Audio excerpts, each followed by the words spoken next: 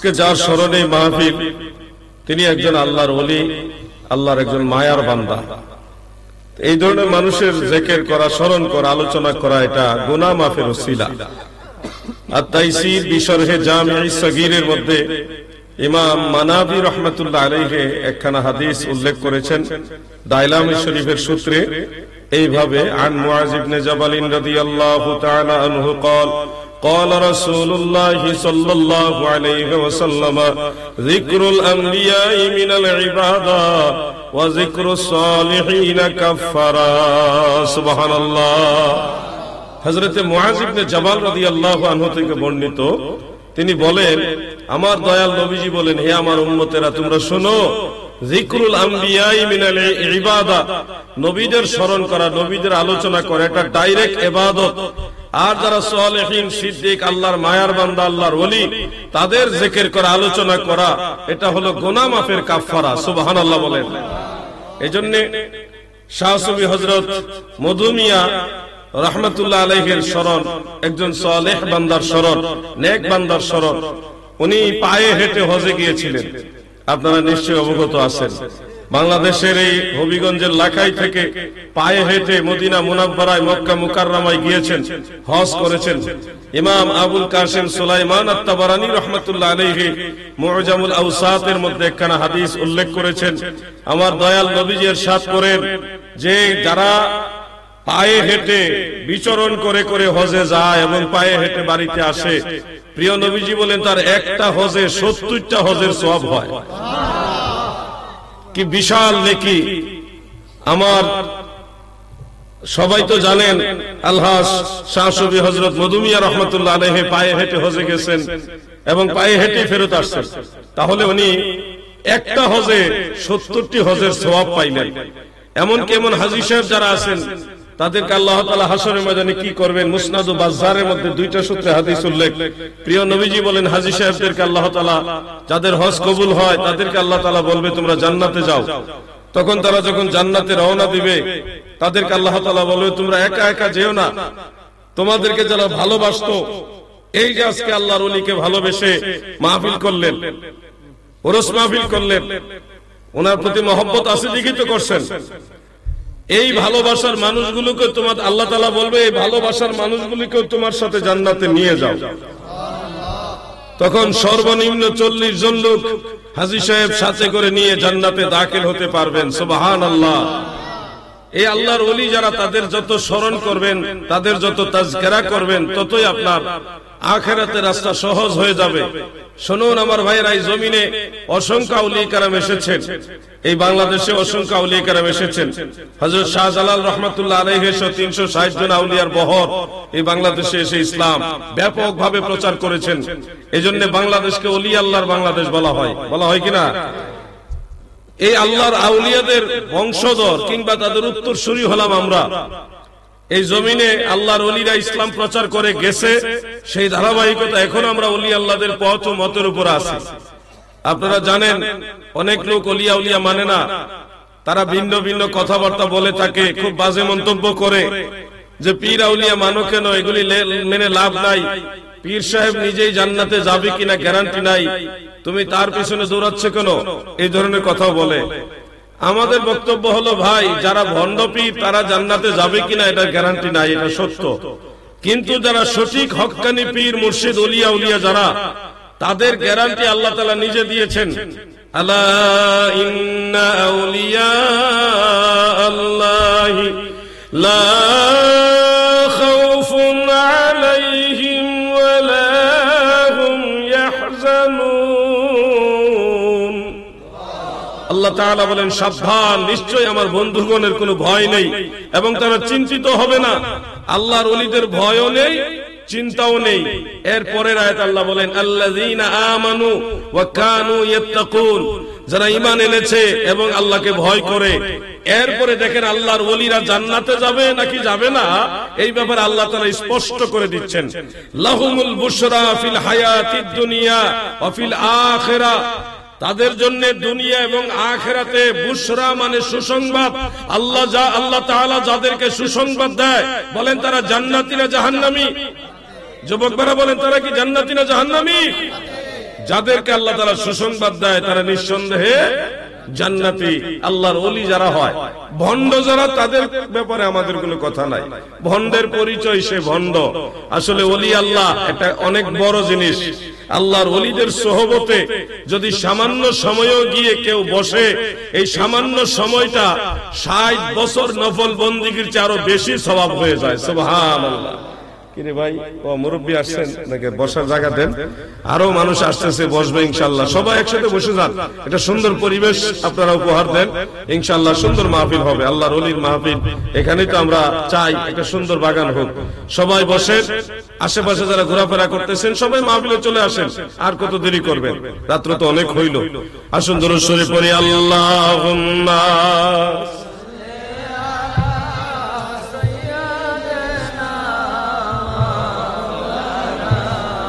মুহাম্মদ ওয়া আলা ভালো আছেননি মাওলানা। প্রিয় ভাই আমার, বন্ধুরা আমার, দিলের কান লাগায় শুনবেন, আল্লাহর ওলি যারা হয় তারা অবশ্যই জান্নাতে যাবে। বহু বছর আগে, প্রায় 8-10 বছর আগে, কি বসাবসি হয়েছে না? এই বেটা বিরক্ত করো না, এটা মাহফিল গুছাইতে অনেক কষ্ট হয়, লড়াচড়ি করবে না বেশি প্রয়োজন ছাড়া। বহু বছর আগে, 10 থেকে 12 বছর হবে, একটু কম বেশি হইতে পারে, খুলনা অঞ্চলে আমাদের মাওলানা আশিকুজ্জামানের এলাকায় একাধিক মাহফিলে একটা প্রশ্ন আসতো যে হাসরের ময়দানে কোনো ওলি থাকবে না, কোনো সুপারিশকারী থাকবে না, যার যার ইয়া নাফসি করতে হবে। এমনকি মাদারীপুরে এটা নিয়ে একটা বাহাস হওয়ার কথা ছিল, সদর থানার ভিতরে।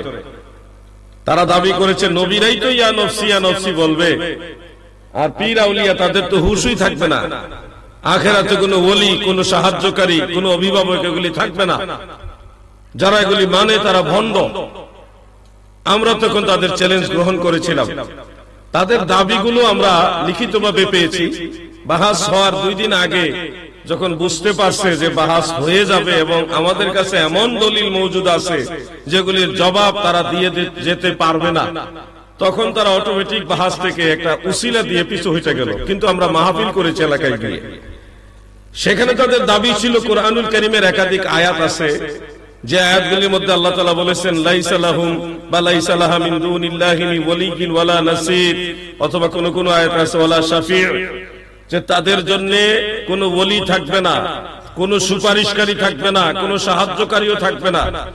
এই আয়াত দিয়ে তারা বুঝাইলো আখেরাতে কোনো ওলি থাকবে না, সুপারিশকারীও থাকবে না, সাহায্যকারীও থাকবে না। আসল বিষয়টা হলো কোরআনের আয়াত ভুল না, কোরআনের আয়াত ঠিক, আপনাদের বুঝাচ্ছে ভুল। এখানে আল্লাহ তাআলা বলেছে লাইসা লাহুম আও লাইসা লাহা, যে তাদের জন্য থাকবে না। একটা প্রশ্ন রয়ে যায়, তারা কারা? যাদের জন্য কোনো ওলি থাকবে না, সুপারিশকারীও থাকবে না, সাহায্যকারীও থাকবে না, এই তারা কারা? একটা প্রশ্ন আছে কিনা ভাই? তাফসীরের কিতাবে লিখেছে লাইসা লাহুম মানে হলো কাফের এবং মুশরিক যারা, তাদের জন্য কোনো ওলি থাকবে না, সুপারিশকারীও থাকবে না, সাহায্যকারীও থাকবে না। কিন্তু ঈমানদার যারা, মুমিন বান্দা যারা, তাদের ব্যাপারে কোরআনে আল্লাহ তাআলা স্পষ্ট করেছেন ইন্নামা ওয়ালিয়ুকুমুল্লাহু ওয়া রাসূলুহু ওয়াল্লাযীনা আমানু, ইন্নামা ওয়ালিয়ুকুমুল্লাহু ওয়া রাসূলুহু ওয়াল্লাযীনা আমানু, যারা মুমিন বান্দা তাদেরকে আল্লাহ তাআলা বলতেছে অবশ্যই তোমাদের ওলি হলো আল্লাহ এবং তার রাসূল, ওয়াল্লাযীনা আমানু, এবং যারা মুমিন বান্দা তারাও তোমাদের ওলি। সুবহানাল্লাহ বলেন। তাহলে আমাদের ওলি 3 কিসিমের। প্রথমত আমাদের ওলি অভিভাবক বান্ধব হলো আল্লাহ, দ্বিতীয়ত আমাদের ওলি অভিভাবক হলো মুহাম্মদুর রাসূলুল্লাহ সাল্লাল্লাহু আলাইহি ওয়াসাল্লাম, তৃতীয়ত আমাদের ওলি হলো আরো মুমিন বান্দা যারা, তারা। এটা কোরআনের আয়াত।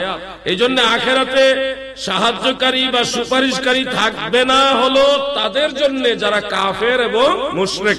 কিন্তু যারা ঈমানদার মুমিন বান্দা তাদের জন্য সুপারিশকারী আছে না নাই?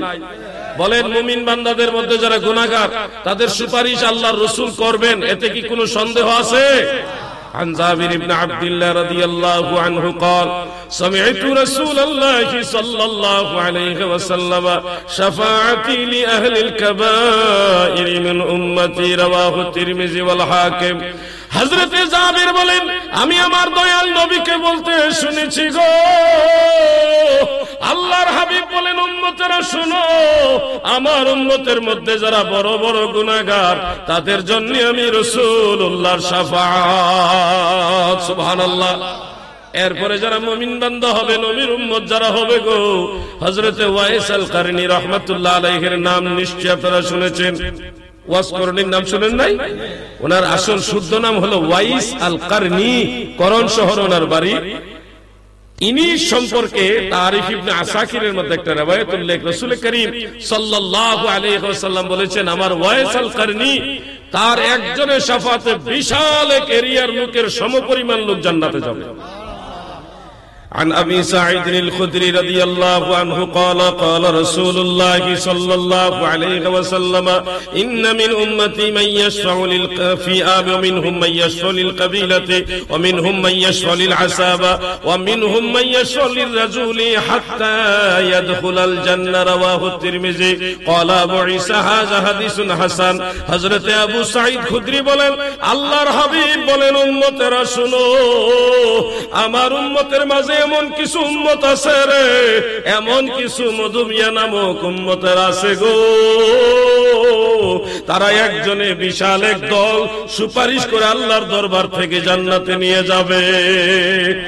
আমার উম্মতের মাঝে এমন কিছু মায়ার বান্দা আছে যারা একজনে বিশাল এক কাবিলা, গোত্র, একটা গোত্র যেমন ধরেন বানিয়াসং একটা গ্রাম না, পুরো একটা বড় গ্রাম না, এর মধ্যে অনেকগুলি ইউনিয়ন আছে, তো এই যে এরকম একটা গোত্র, বিশাল একটা গোত্র সমপরিমাণ লোককে আল্লাহর নবীর একজন উম্মতে সুপারিশ করে জান্নাতে নিয়ে যাবে।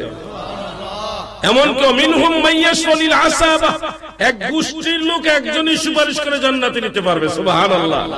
লাস্ট হলো একজন ব্যক্তি মুমিন, সে জান্নাতে যাচ্ছে, আল্লাহ কইবে একলা যাইস না, তোমাকে যে ভালোবাসতো এমন একজন গুনাহগার মুমিন বান্দা তোমার সাথে নিয়ে জান্নাতে যাও। এরকম ভাবে আল্লাহ তাআলা অনার করবে, সম্মান করবে। কিন্তু আমাদের দেশের ওলি বিদ্বেষী যারা, নবী বিদ্বেষী যারা, পীর আউলিয়া যারা মানে না, এরা কয় পীর আউলিয়াদের হুঁশ থাকবে না, মুরিদ বাঁচাইবে কোন সময়? আরে বোকা, হুঁশ থাকবে না যাদের, তারা ইমানদার না বেঈমান, ঠিক কিনা বলে? যারা বেঈমান মুনাফিক তাদের ঠিকই হুঁশ থাকবে না। আর যে ওয়াজ করে হাসরের ময়দানে নবীরা ইয়া নফসি ইয়া নফসি করবে, এই ওয়াজ ভুল ওয়াজ, মিথ্যা ওয়াজ। নবীরা কখনো ইয়া হরফে নাদা সহকারে ইয়া নফসি এইভাবে বলবে না, তিনারা নফসি নফসি করবেন, কিন্তু ইয়া নফসি বলবে, এই ধরনের কোন কথা হাদিসে নাই। সত্য ওয়াজ জানতে হবে, সঠিক ওয়াজ জানতে হবে, তারপরে বলতে হবে। নবীদের ব্যাপারে যদি মিথ্যা কথা বলেন তাহলে কিন্তু আমও যাইবো, সালাহ যাইব। নবীদেরকে ভালোবাসার নাম হলো ঈমান। নবীর আমাদের ঈমানের অংশ, আল্লাহর নবীগণ আমাদের কি ঈমানের অংশ, ওনাদের উপর বিশ্বাস করতে হবে। যদি একজন নবীর সাথে বেয়াদবি হয় তাহলে কিন্তু সবকিছু বরবাদ হয়ে যাবে। আমি একবার গত 1-1.5 বছর আগে জর্ডানে গিয়েছিলাম। জর্ডান এবং ফিলিস্তিনের বর্ডারে একটা পাহাড় আছে, পাহাড়ের উপরে হযরত মুসা আলাইহিস সালামের খাদেম হযরত ইউশা বিন নুন আলাইহিস সালামের মাজার, অনেক লম্বা মাজার, এই মাথা ওই মাথা বিশাল লম্বা। ইউশা বিন নুন আলাইহিস সালাম একজন বিশিষ্ট নবী ছিলেন এবং হযরত মুসা আলাইহিস সালামের খাদেম ছিলেন। মুসা নবী যখন নীল নদ, যেটা আমরা বলি আসলে নীল নদ না, একটা সাগর যেটা সৌদি আরব এবং মিশরের বর্ডারের মধ্যে পড়েছে, ওই সাগরটা পার হয়ে যখন ওই পারে গেলেন, বনি ইসরায়েলের লোকেরা কয়, হে আল্লাহর নবী মুসা, আমরা তো সাগর পার হয়ে আসলাম, পানি পার হয়ে আসলাম, আপনাদের বোঝানোর জন্য বলি নীল নদ পার হয়ে আসলাম, তো এই যে নদী পার হয়ে আসলাম, আল্লাহ তো পার করলো ফেরাউনরে, তার দল বলছ ডুবাই মারলো, এখন এই পারে আসছে, আমাদের তো কোনো খাবার দাবার নাই, আমরা খাবো কোত্থেকে? আমাদের খাবারের ব্যবস্থা করেন। আপনি আল্লাহকে বলেন আল্লাহ যেন আমাদের খাওয়ান পাঠায়। চিন্তা করছেন, এরা কষ্ট করে খাইতে রাজি না, আল্লাহ খাবার পাঠাইতো। তাদেরকে যে নদী সাগর পার করে দিল, মাঝখান দিয়ে রাস্তা করে, এই পার করে দেওয়ার পরে কয় এখন খাবার পাঠাইতো কোন আল্লাহকে? মুসা আলাইহিস সালাম এখন উম্মতের জন্য দরদ, আল্লাহর কাছে দোয়া করছে, আল্লাহ আমার উম্মতে খাওয়ান পায় না, ক্ষুধা লাগছে, খাওন দেন। তো বিভিন্ন তাফসীরের মধ্যে বিভিন্ন ধরনের কথা আসছে। মান্না ওয়া সালাওয়া, যেটা মান্না সালোয়া, এই ধরনের খাবার আল্লাহ তাআলা তাদের জন্য আসমান থেকে পাঠাইলেন। সুবহানাল্লাহ বলেন। বেশ অনেকদিন পাঠাইলেন, খাবার পাইছে, খাবার পাই এখন পানি লাগবে না, খাবারের পানি, লবণাক্ত পানি তো পান করা যায় না, সাগরের পানি তো লবণ, এই লবণ পানি খাইলে তো আর অসুস্থ হয়ে যাবে। এখন উন্নতরা খাবার তো খাইলে আমার গলাত লাগে তো মরবো, আমাদের পানি লাগবে। আপনারা আল্লাহরে বলেন পানি পাঠাইতে, কি আরাম চিন্তা করছেন? মুসা নবীকে আল্লাহ খাওন তো দিছ, পানি লাগবে তো। আল্লাহ তাআলা কয় মুসা তোমার হাতের লাঠি দিয়ে জমিনে আঘাত করো। মুসা আলাইহিস সালামের হাতের লাঠি দিয়ে এইভাবে আঘাত করার পরে 12টা জায়গায়, 12টা গোত্র তো ওনার সাথে ছিল, 12টা গোত্রের জন্য 12 জায়গায় 12টা এইভাবে আঘাত করছে এবং নিচের থেকে অটোমেটিক পানি বের হওয়া শুরু হয়ে গেছে, মিঠা পানি। এখনো সেই পানির নহরগুলি জারি আছে, অল্প অল্প পানি আসে এখনো।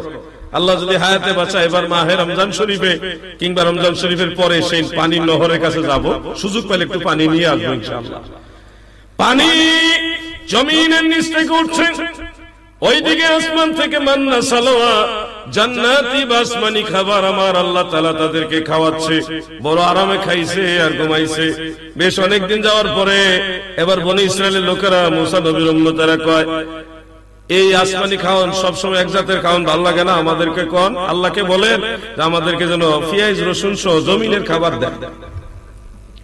কি আরাম চিন্তা করছেন, আসমানের খাওয়ান ভাল লাগে না, মান্না সালোয়া ভাল লাগে না, তো আমাদের পেঁয়াজ রসুন সহ যেগুলি আমরা রান্না করি জমিনের খাবার দিতে হবে। আল্লাহ তাআলা তখন বলে তাহলে ঠিক আছে, জমিনকে আমি উর্বর করে দিলাম, তোমরা জমিনে চাষবাস করে খাও। আরামে খাইয়া যখন ভালো লাগে না আবার কষ্ট করে খাও। এই চাষবাস করে খাওয়া শুরু হইলো তাদের জন্য, চলতেছে। এখন আল্লাহ তাআলা আদেশ দিয়েছে তোমরা যে আল আকসা যে এলাকাটা আল কুদস পবিত্র ভূমি সেটা তুমি উদ্ধার করো, বাইতুল মুকাদ্দাস এটা তুমি উদ্ধার করো। মুসা নবী তিনি সব লোকদেরকে জড়ো কইরা উম্মতদেরকে বললেন তোমরা একটা কাজ করো, এই দাদু আতলারা এন না, আপনি স্টেজে পড়েন, আয়েন চেয়ার আছে মাশাআল্লাহ, আর আপনারা যারা দাঁড়াই আছেন দাঁড়াই থাকেন, অসুবিধা নাই, দাঁড়ায় থাকলে আমাদের কোনো অসুবিধা নাই। আর যদি মনে লয় বসে যান, বসেন, আপনারা এদিকে এসে যেদিকে জায়গা পান ওদিকে বসেন, আর জিকির করে লা ইলাহা মহব্বতে লা ইলাহা ইল্লাল্লাহু লা ইলাহা হক লা ইলাহা ইল্লাল্লাহু মুহাম্মদ রাসূলুল্লাহ। চাঁদ সূরজ যার নূরের ছায়ায় এলেন নবীজি এই ধরায়, গর্বে মত্ত এই জাহান পড়ুন কালেমা মুসলমান লা ইলাহা মারহাবা মারহাবা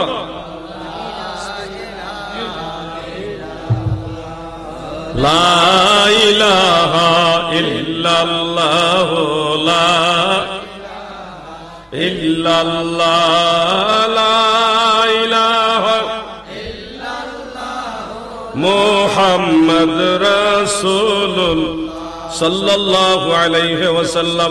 আমার দাদু ভাইরা, আমার আল্লাহ তাআলা মুসা নবীকে আদেশ দিলেন, বন্ধু নবী মুসা গো, বাইতুল মুকাদ্দাস আল কুদস পবিত্র ভূমি যেটা বাইতুল মুকাদ্দাস একটা জাতি জোর করে দখল করে রেখেছে, তুমি তাদেরকে যুদ্ধ করে তাড়াইয়া দিয়ে ওই জায়গাটা তোমার আয়ত্তে নিয়ে যাও, আমি আল্লাহ আদেশ দিলাম। ওহী পায়া মুসা নবী বনি ইসরাইলের উম্মতদেরকে এক জায়গায় জড়ো করে বললেন আল্লাহ তাআলার আদেশ, ওইখানে যায়া যুদ্ধ করতে হবে, তোমরা আসো যুদ্ধ করতে যাই, ওখানে আমাদের এই এরিয়াটা মসজিদুল আকসা সহকারে সব আমাদের আন্ডারে চলে আসবে। এখন তারা আরামে নদী পার হইছে, সাগর পার হইছে, আরামে পানি খাইছে, জান্নাতি মানে আসমানি খাবার মান্না সালোয়া খাইছে, এত কিছু আরামে আরামে পাইয়া আচ্ছা ঠিক আছে আপনি কইছেন যেহেতু আল্লাহ তো আদেশ করছে একটু খবর লই কি অবস্থা। তখন গোয়েন্দা পাঠাইছে, তারা গোপনে লোক পাঠাইছে যে মসজিদুল আকসা কারা দখল করে রাখছে। এখন যায়া দেখে, যারে পাঠাইছে সে যায়া দেখে আমালিকা নামক এক জাতি তারা ওইটা দখল করে রাখছে এরিয়াটা। তারা এত মোটা স্বাস্থ্যওয়ালা এবং লম্বা যে তাদের হাঁটুর এইখান পর্যন্ত মুসা নবীর উম্মতেরা ফিরে থাকে। এরা কত লম্বা, কত শক্তিশালী। আর মুসা নবীর উম্মত যারা বনি ইসরাইলের, তারা হইলে এইখান পর্যন্ত, এরা দাঁড়াইলে এখান পর্যন্ত ফিরে থাকে, তাহলে কত ছোট সাইজে। এই দৃশ্য দেখে এসে ওই গোয়েন্দা যারা তারা এসে বলল যে এই ঘটনা, এত বড় লম্বা লোক, শক্তিশালী লোক, এরা লাগে মারামারি লাগলে এরা মারণ লাগতো না, এরা ফাও দিয়ে ফাড়া দিলি আমরা শেষ। এই ডরে মুসা নবীর উম্মতেরা কয় আপনি আর আপনার আল্লাহকে বলেন গিয়ে যুদ্ধ করতে, আমরা দেখি আল্লাহ যেহেতু নদী পার করছে, আল্লাহ এবং আপনি গিয়ে যুদ্ধ করেন, কইরা যদি জায়গাটা আপনার এরিয়ার মধ্যে চলে আসে তখন আমরা গিয়ে ওইখানে বসবাস করব। কি আরামের চিন্তা করছে! আপনি আর আপনার আল্লাহ আর আপনি গিয়ে যুদ্ধ করে জায়গা জয় করেন, এরিয়া দখল করেন, আমরা গিয়ে ওইখানে বসবাস করবো ইনশাআল্লাহ। এই হলো মুসা নবীর উম্মতের খাসলত। তখন মুসা আলাইহিস সালাম চিন্তা করলো একা একা তো যুদ্ধ হয় না, যুদ্ধ করার মতো পরিস্থিতি নাই। আল্লাহ তাআলা নারাজ হইলেন। তারা যে কথা কইলেন যে আল্লাহ আর আপনি গিয়ে যুদ্ধ করেন, এই কথা কওয়াতে আল্লাহ নারাজ হয়ে গেছে। নারাজ হওয়ার কারণে আল্লাহ তাআলা 40 বছর তাদেরকে জেলখানার বন্দী রাখছে। কেমনে? আগের জেলখানা আর এখনের জেলখানা এক না। বনী ইসরায়েল জাতিদেরকে এমন একটা জায়গার মধ্যে বিভ্রান্ত করে দিলেন যেখানে চতুর্দিকে বিশাল বড় বড় পাহাড়, এমন পাহাড় যেগুলি বেয়ে বেয়ে উপরে ওঠা সম্ভব না। এই চতুর্দিকে পাহাড়ের মাঝখানে একটা সমতল সামান্য জায়গা আছে, এইখানে তারা আটকায় গেল। যেদিকে যায় শেষ পর্যন্ত গিয়ে দেখে খাড়া পাহাড়, এটা পার হইবার কায়দা নাই। ডাইনে গেল একই অবস্থা, বামে গেল একই অবস্থা, পিছনে গেল একই অবস্থা। মানে আল্লাহ তাআলা তাদেরকে সাজা দিলেন দুনিয়াতে। আল্লাহর আদেশ অমান্য করছে, আল্লাহর নবীর আদেশও অমান্য করছে, এই জন্য তাদেরকে জেলখানা দিচ্ছে। কত বছর ঘুমাই রয়েছেন নাকি আপনারা? 40 বছর। এই 40 বছর জেলখানার ভিতরে আল্লাহ খাওয়ানো দিছে। এই জন্য জেলে গেল, জেলে যারা বন্দী থাকে তাদেরকে খাওয়ান দেওয়া লাগে। মুসা নবীর জমানা থেকে সিস্টেম আছে, সিস্টেম ওই খাওয়ান দেওয়া পাঠাইছে। আবার এই সিস্টেমে 40 বছরে পুরা একটা প্রজন্ম, যেই প্রজন্মটা মুসা নবীর সাথে বেয়াদবি করছে, পুরা একটা প্রজন্ম তারা ধীরে ধীরে বৃদ্ধ হয়ে গেছে এবং মারা গেছে। নতুন আর একটা প্রজন্ম আসছে। 40 বছর একটা জেনারেশন চেঞ্জ হয়ে যায় না? 40 বছরে মুসা নবীর সমসাময়িক যারা ছিল সমবয়সী, তারা বয়স্ক হইতে হইতে সবাই মারা গেছে। এখন যারা আছে তারা সবাই নতুন। এমনকি মুসা আলাইহিস সালামের ইন্তেকালের সময় ধারে কাছে চলে আসছে। এক সময় তিনিও ইন্তেকাল করেছেন, কিন্তু ইন্তেকাল শরীফের আগে ওই যে নবিউল্লাহ হযরত ইউশা বিন নুন আলাইহিস সালাম তিনার কাছে ওসিয়ত করে গেলেন, হে আমার ইউশা, তুমি আমার খাদেম, তোমার জন্য আমি দোয়া করেছি, আল্লাহ তোমাকে নবী বানিয়েছে। তোমার প্রতি আদেশ রইল পরবর্তী জেনারেশন যারা আসছে তাদেরকে নিয়ে আমালিকা জাতিকে ঠেকায়া তুমি কিন্তু এই আল আকসা মসজিদ এবং আল কুদস পবিত্র ভূমি দখল করবা। এই ওসিয়ত করে মুসা আলাইহিস সালামের ইন্তেকাল হয়ে গেছে। মুসা নবীর ইন্তেকালের কিছু কাহিনী আছে, আমি আর সেদিকে গেলাম না। এই ইউশা বিন নুন আলাইহিস সালামের মাজারের পাদদেশে একটা হ্রদ আছে, হ্রদ, একটা লেক, যেখানে লম্বা করে নদী মতো একটা পানির বড় হ্রদ। সেখানে ওই যে ইয়াজুজ মাজুজ দুনিয়াতে আসবে রাক্ষস, বড় বড় রাক্ষস, এদেরকে বাদশা জুলকারনাইন বড় একটা ওয়াল দিয়ে আটকায় রাখছে। এই কাহিনীটা জানা আছে তো আপনারা? এই ওয়ালটা অনেকে জানা নাই, অনেকে জানা আছে। এই ওয়ালটা প্রত্যেকদিন ইয়াজুজ মাজুজ জিহ্বা দিয়ে চেটে একবারে হালকা পাতলা করে ফেলে, কিন্তু শেষ মাথায় গেলে আর চাপতে মন চায় না। তারা কয় যে কালকে এসে করবো। কালকে এসে দেখে অলৌকিক ভাবে এই ওয়ালটা আবার আগের দিনের মতো হয়ে গেছে। তো পরের দিন আবার জিহ্বা দিয়ে, তাদের জিহ্বা কি ধার দেখেন, এই জিহ্বা দিয়ে লোহা, দস্তা, তামা, এই শক্ত ধাতু দিয়ে তৈরি করা ওয়াল জিহ্বা দিয়ে চাইতে হালকা করে ফেলে। কি ভয়ঙ্কর জিহ্বা! পরের দিন এসে ওয়াল যখন পুরা হয়ে যায়, এটা আবার চাইটা যেটা চিকন করে কালকে এসে আবার করবো, কালকে এসে আবার হয়ে গেছে। কিয়ামতের আগে ঈসা নবীর আগমনের পরে, পুনরায় আগমনের পরে এই ইয়াজুজ মাজুজ যেদিন ওই ওয়াল ভাঙবে, এর আগের দিন জিহ্বা দিয়ে চাটতে চাটতে ওয়ালটাকে ক্ষীণ করে পাতলা করে বলবে ইনশাআল্লাহ আগামীকাল আমরা এই ওয়াল ভাঙবো। যেদিন তারা ইনশাআল্লাহ বলবে, কি বলবে? ইনশাআল্লাহর কি পাওয়ার দেখেন। যেদিন তারা ইনশাআল্লাহ বলবে, ওই দিনের পরের দিন যে ইনশাআল্লাহ আগামীকাল ওয়াল ভাঙবো, ওই ইনশাআল্লাহর বরকত আল্লাহ তাদের জিহ্বার মধ্যে আলাদা পাওয়ার দিয়ে দিবে। সেই পাওয়ারে তারা কি করবে, সেখানে যে দেয়াল চারটে চারটে ওই দিন একবার একটা ছিদ্র করে ফেলবে। ছিদ্র করে যখন দেখবে দুনিয়া কত সুন্দর, তখন তারা সজোরে আক্রমণ করে ওয়ালটা ভেঙে ফেলবে। ভেঙে ফেলে যেখানে এসে তারা পানি পান করবে। হযরতে নবিউল্লাহ ইউসা বিন নূন আলাইহিস সালামের মাজার যে পাহাড়ের উপরে, এই পাহাড়ের বরাবর নিচেই হলো সেই লেক, হ্রদ, নদীটা আর কি। নদী মানে এটা এমন নদী, লম্বা লম্বা নদীর মতো, কিন্তু ওই পারও পার আছে, এই পারও পার আছে, দুই সাইডে তো পার আছে। এটাকে বলা হয় লেক বা হ্রদ। এই হ্রদের মধ্যে তারা নামবে, বিশাল বড় বড় ইয়াজুজ মাজুজ নেমে অল্প কিছু লোক এই পুরা হ্রদের মানে নদীর পানিটা কয়েকজন মিললেই খাইয়া শেষ করে নেবে। কত বড় রাক্ষস চিন্তা করেন, সামনের কয়েকজনে পুরা নদীর পানি খেয়ে ফেলবো। পিছনের তারা যখন আসবে এখানে আইসা তারা দেখবে শুকনা, তারা বলবে এখানে মনে হয় কখনো পানি ছিল না। তাহলে কি ভয়ঙ্কর রাক্ষস এই ইয়াজুজ মাজুজ আসবে দুনিয়াতে। তারা এখনো দুনিয়াতে আছে, তাদেরকে আটকায় রাখা হয়েছে, তাদের সাথে পৃথিবীর কারো কোনো ক্ষমতা নাই যুদ্ধ করার। তখন দুনিয়াতে ঈসা নবী থাকবে। ঈসা নবীকে আল্লাহ তাআলা আগেই বলবে, হে ঈসা তুমি পাহাড়ের উপর ওঠো এবং মুমিন বান্দাদেরকে বলো বড় বড় পাহাড়ের চূড়ায় উঠে যেতে। ঈসা নবী তিনি ইমাম মাহদী আলাইহিস সালাম বা কোন মানুষের ক্ষমতা নাই তাদের সাথে যুদ্ধ করবে, এত পাওয়ারফুল তারা, দেউর মতো বিশাল বড় বড় দানব। তখন ঈসা নবী সমস্ত মুমিন বান্দাদের নিয়ে বিশাল বড় বড় পাহাড়ের চূড়ার উপরে উঠে যাবে। পাহাড়ের চূড়ায় উঠবে 40 দিনের খাবার নিয়ে। কত দিনের খাবার? 40 দিনের খাবার নিয়ে উঠবো। এদিকে ইয়াজুজ মাজুজ ওয়াল ভাঙ্গা বাইরিব, হ্রদের নদীর পানি খাইব, খাইয়া যেদিকে যাইব সব খাইয়া ধ্বংস করে একবার সব তছনছ করে নেব, কোনো কিছু আর রাখবে না। এমন একটা অবস্থা হবে পাহাড়ের উপরে মুমিন বান্দার অবস্থান করতে করতে খাইতে খাইতে খাবারও ফুরিয়ে যাবে, তাদের অনেক কষ্ট হবে মুমিন যারা থাকবে। তখন তারা বলবে হে আল্লাহর নবী, তখন তো ঈসা নবী নবী হিসেবে থাকবে না, তিনি আমাদের নবীর উম্মত হিসেবে থাকবে। হে ঈসা রূহুল্লাহ, আপনি আল্লাহর কাছে দোয়া করুন, আল্লাহ তাআলা যেন এই মুসিবত থেকে আমাদেরকে উদ্ধার করেন। ঈসা নবী তখন দোয়া করবে পাহাড়ের উপর থেকে, আল্লাহ আমাদেরকে কঠিন মুসিবত থেকে উদ্ধার করেন। ইয়াজুজ মাজুজের কারণে জমিনে নামতে পারছি না। হযরতে ঈসা আলাইহিস সালামের দোয়া আমার আল্লাহ তাআলা কবুল করবেন। ইয়াজুজ মাজুজের শরীরের মধ্যে মনে এক অজানা পোকা দিবেন, যেই পোকাগুলি যে করোনা ভাইরাসের মতো একটা অজানা রোগ দিবেন, এক জাতের পোকা দিবেন। সেই পোকাগুলি ইয়াজুজ মাজুজের শরীরের মধ্যে বাড়তে বাড়তে বাড়তে বাড়তে অল্প সময় সারা শরীরে ছড়ায়া যাবে। এমনকি পোকার আক্রমণে তারা মারা যাবে। তারা সারা পৃথিবীতে মরে একেবারে জমিনে একেবারে লাশের উপরে লাশ করে থাকবে, বিশাল বড় বড় লাশ।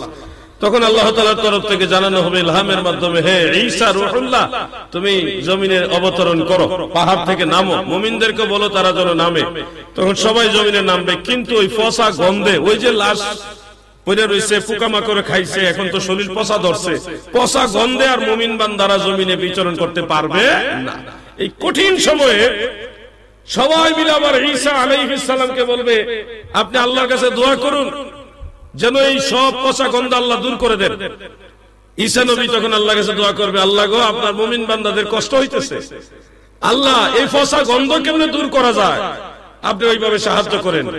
তখন সারা পৃথিবী ব্যাপিয়া অঝোর ধারায় বৃষ্টি হবে, এত বিশাল ব্যাপক বৃষ্টি হবে যে বন্যা হয়ে যাবে সারা পৃথিবীতে। ওই পানির জোয়ারে, পানির ধাক্কায় সমস্ত পচা লাশগুলি সাগরের মধ্যে গিয়ে পড়বে। এরপরে পচা গন্ধগুলি চলে যাবে, মুমিন বান্দারা বসবাস করবে। সেই ইয়াজুজ মাজুজ যে লেকের পানি পান করবে, এই লেকের পাশে যে বড় পাহাড়, এই পাহাড়ের উপরে হযরতে ইউসা বিন নূন আলাইহিস সালামের মাজার, যিনি হযরতে মূসা আলাইহিস সালামের খাদেম ছিলেন। মনে আছেন আপনারা? ওয়াজ মনে আছে? ইউসা বিন নূন আলাইহিস সালামকে মূসা নবী বলেছিল, আমার যারা সঙ্গী সাথী ছিল, আমার উম্মত যারা ছিল, তারা তো আমার কথা মানলো না, তাদেরকে আল্লাহ শাস্তি দিল, 40 বছরের জেল, বের হইতেই পারলো না। যখন 40 বছর কমপ্লিট হয়ে গেল, পুরো একটা জেনারেশন সবাই মারা গেল, পূর্বের মানুষ আর একজনে জীবিত নাই, সব মরে গেছে, ওই সাজা অবস্থায় মারা গেছে। 40 বছর কমপ্লিট হয়ে গেল। হযরতে নবিউল্লাহ ইউসা বিন নূন আলাইহিস সালাম তিনি নতুন জেনারেশন যারা আসছে তাদেরকে বুঝালেন, যতদিন পর্যন্ত আমরা আল্লাহর হুকুম না মানবো ততদিন পর্যন্ত হয়তো আমার আল্লাহ জেলখানা থেকে আমাদের মুক্তি দিবে না, এখানে আমরা বসবাস করে মারা যাব। তোমরা আমার কথা শুনো, আমাদের নবী হযরতে মূসা আলাইহিস সালামের কথা না মানার কারণে তোমরা তো এতদিন দীর্ঘদিন 40 বছর মানে একটা লম্বা সময় সাজা ভোগ করলা। এখন যদি আমার কথাও তোমরা না শুনো, আমিও তো আল্লাহর নবী, আল্লাহ তাআলা আমাকে জানাইছে আমার কথাও যদি তোমরা না শুনো, তাহলে আল্লাহ তাআলা তোমাদেরকে আজীবনে জেলখানা বন্দী রাখবে। পরবর্তী জেনারেশন যুব সমাজ যারা, তারা চিন্তা করলো না, আল্লাহ যেহেতু কইছে আল্লাহর কথাটা একটু শোনা দরকার। যে আল্লাহ আমাদেরকে এত বড় নদী পার করে আনছে, সাগর পার করে আনছে, যে আল্লাহ আমাদেরকে পানির নিচ থেকে পানি পান করাইছে, আসমান থেকে খাবার পাঠাইছে, সে আল্লাহ আমাদেরকে একটা আদেশ দিছে। এই কথাটা মূসা নবী বলার পর আমাদের বাপ চাচারা মানে নাই। আমরা একটু চেষ্টা করি, ঘুমায়েন না, কি সে ঘুমাইছেন না? এই একটু চা আসেনি, রাগ করছেন নি? রাগ করে একটু চা দিতেছি আমরা, দাও দুরূদ শরীফ পড়ুন। আল্লাহুম্মা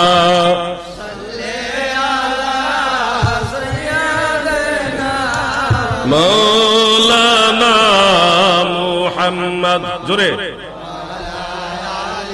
দেন, আমার কাছে দেন। দাদু একটু চাটা খান না,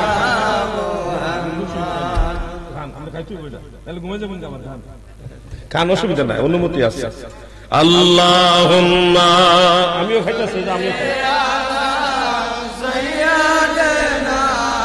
মাওলানা মুহাম্মদ ওয়া আলা আলিহি, মাশাআল্লাহ মাশাআল্লাহ।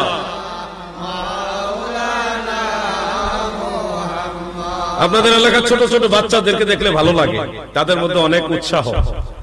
আরো তো 2টা মাহফিল করলাম, 2টা মাহফিলের অভিজ্ঞতার আলোকে বলছি, এই ছোট বাচ্চারা তারা খুবই ভালো এবং তাদের দুরূদ শরীফ, জিকির এগুলি দেখে আমার আনন্দ লাগছে। আমি দোয়া করলাম মন থেকে তোমাদের জন্য, আল্লাহ তোমাদের ভবিষ্যৎ উজালা করুক। বলেন আমিন, সবাই বলেন আমিন। আল্লাহুম্মা সাল্লি মারহাবা মাওলানা মুহাম্মদ ওয়া আলা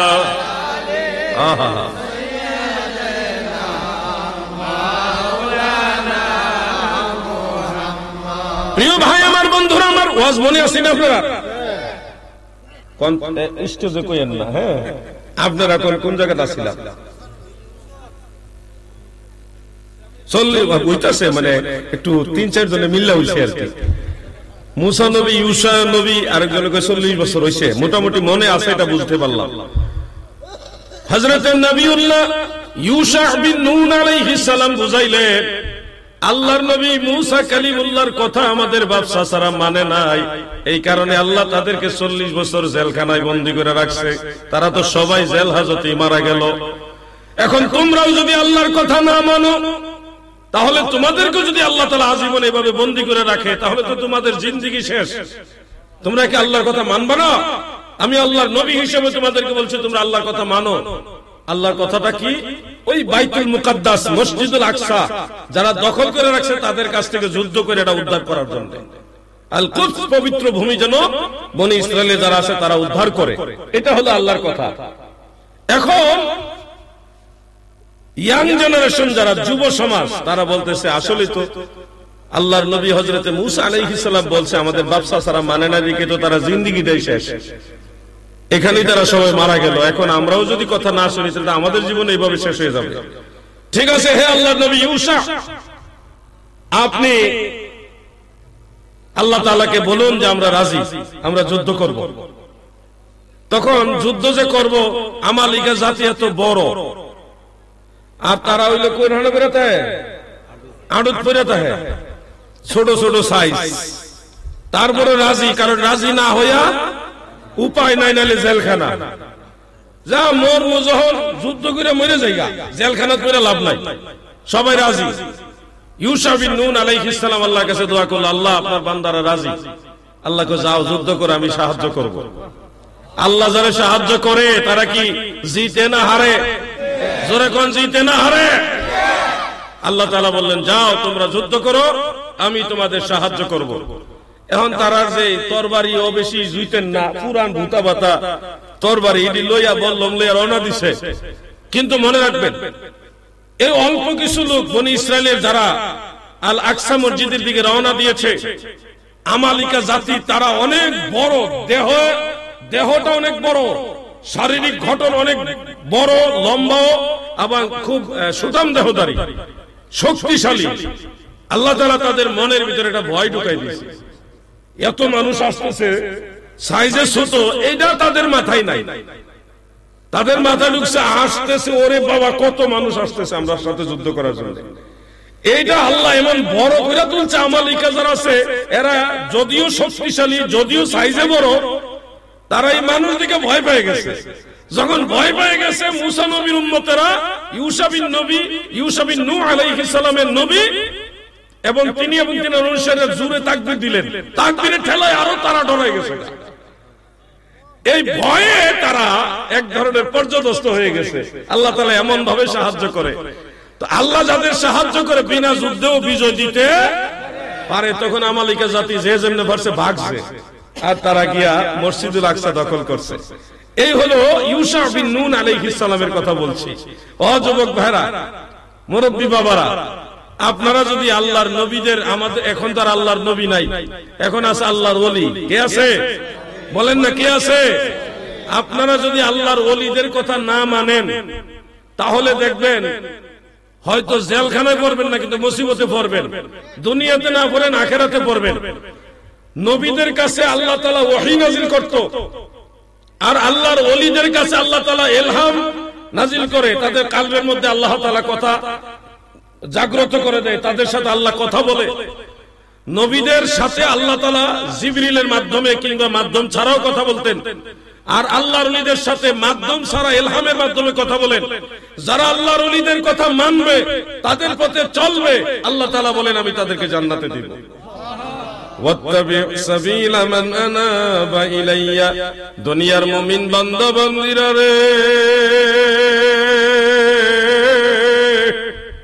তোমরা ওই লোকদের রাস্তা অনুসরণ করো যেই লোকগুলি আমি আল্লাহর দিকে সন্তুষ্টি চিত্তে চলে এসেছে। সেই লোকগুলি কারা গো? যারা আমার আল্লাহকে রাজি খুশি করে ফেলেছে। তারা কারা?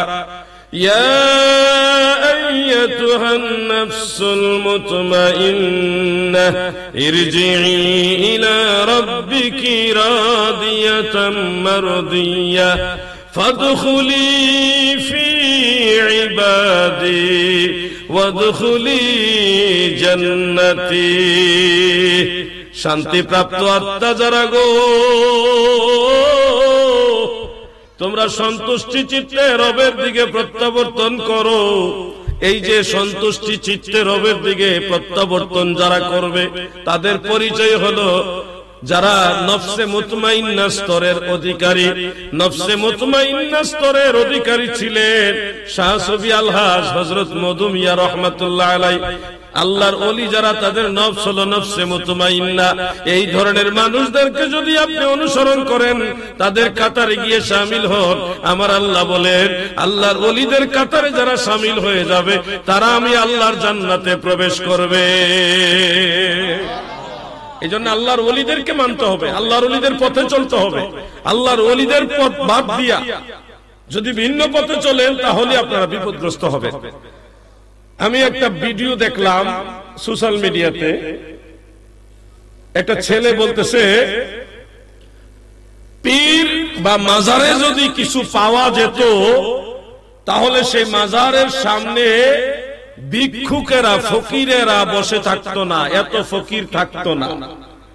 মানে বুঝালো মাজারে যে অনেক ফকির থাকে না, এই ফকির আছে মানে হলো মাজারের কাছে গেলে কোনো কিছু পাওয়া যায় না।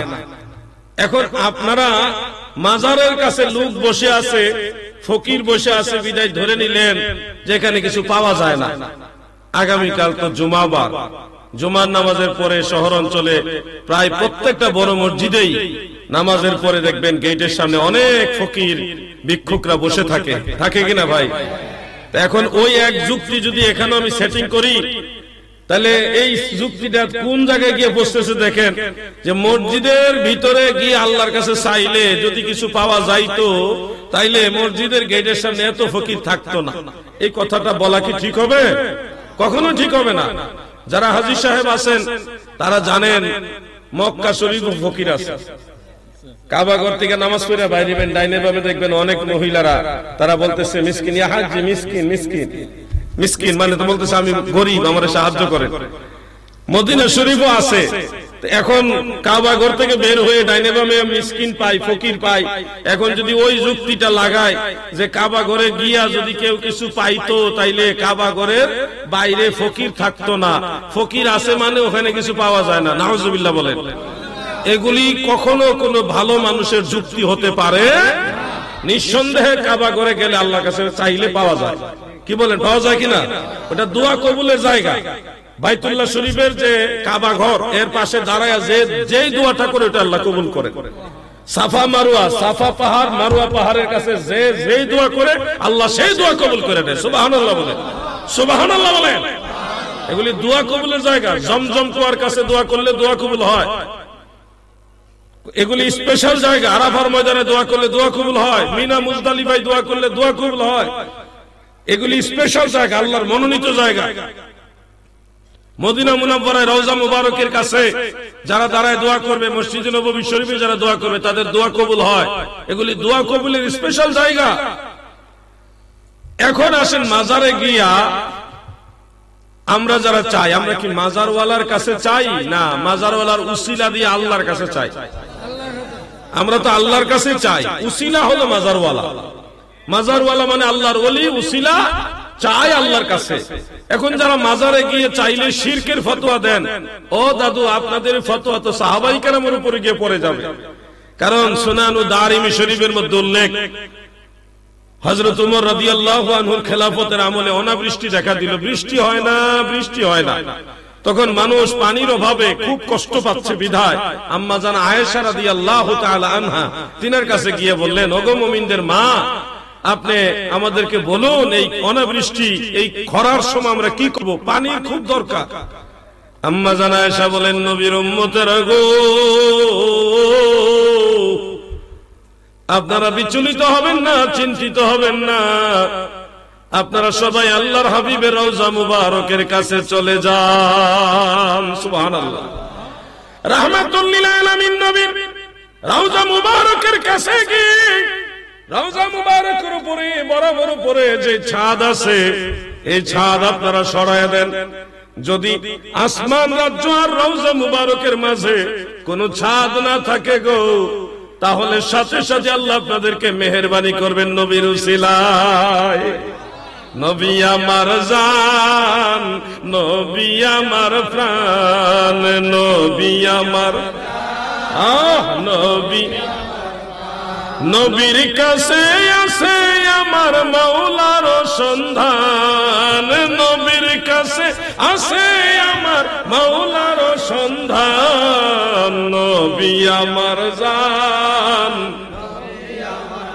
মাশাআল্লাহ, নবী আমার জান। তখন সাহাবায়ে কেরাম দল বেঁধে আল্লাহর হাবিবের রওজা মুবারকের কাছে গিয়ে রওজা মুবারকের বরাবর উপরে ছাদ ছড়ায় দিলেন। সাথে সাথে এমন অঝোর ধারায় রহমতের বৃষ্টি, ভারী বর্ষণ হলো গো, মদিনা শরীফে বৃষ্টির কারণে বন্যা হয়ে গেছে। হাজী সাহেব এবং যারা যুবক ভাইরা, আপনারা দেখবেন মিডিয়ার বদন্যতায় দেখবেন রওজা মুবারকের উপরে যে সবুজ গম্বুজ আছে, সবুজ গম্বুজের এক সাইডে দেখবেন এরকম একটা জানালা আছে, যেটা একটু সামান্য উঁচার মতো কাপড় দিয়ে ঢেকে রাখা আছে। দেখবেন এটা কবরের মতো দেখা যায়, খেয়াল করে পাবেন এটা। এটা হলো একটা জানালা, কারণ রওজা মুবারক আর আসমানের মাঝে যেন একেবারেই বন্ধ না হয়ে যায়, এই জন্য একটা জানালা দিয়া তখন তারা একটা পর্দা দিয়ে ঢেকে রাখছে। মনে রাখবেন, যখনই আরবের মানুষেরা, মদিনা শরীফের মানুষেরা বড় মুসিবতে পড়ে, তখনই তারা এই রওজা মুবারকের জানালাটা খুলে দেয়। খুলে দিলে আল্লাহ মুসিবত দূর করে দেয়। সুবহানাল্লাহ। আমার নবীজি কত মহান, আল্লাহ তাআলা কি মহান নিয়ামত আল্লাহ দান করেছেন। এমন এক নবী, যে নবী রওজা মুবারকের কাছে গিয়ে দাঁড়ায়া দোয়া করলে কবুল। ওখানে গিয়ে অনেক মানুষ, অনেক গুনাহগাররাও গুনাহ মাফ পাইছে।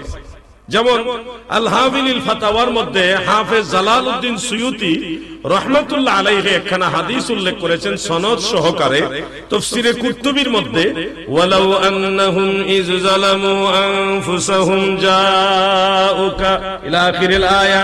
এই আয়াতের তাফসীরের মধ্যে মুফাসসির আল্লাম তিনি উল্লেখ করেছেন, শেরে খোদা মাওলা আলী রাদিয়াল্লাহু আনহু থেকে বর্ণিত, আমার নবীজির পর্দা নেওয়ার পরে কয়েকদিন পরে একজন সাহাবী, তার নাম মুহাম্মদ বিন হারব আল হিলালি রাদিয়াল্লাহু আনহু, তিনি আসলেন, এসে রওজা মুবারকের কাছে আশ্রে বসলেন, হামাগুড়ি দিয়ে বসলেন, বসে বলতেছেন, কাদ জালামতু নাফসি ওয়া জিতুকা তাস্তাগফিরু লি ইয়া রাসূলুল্লাহ।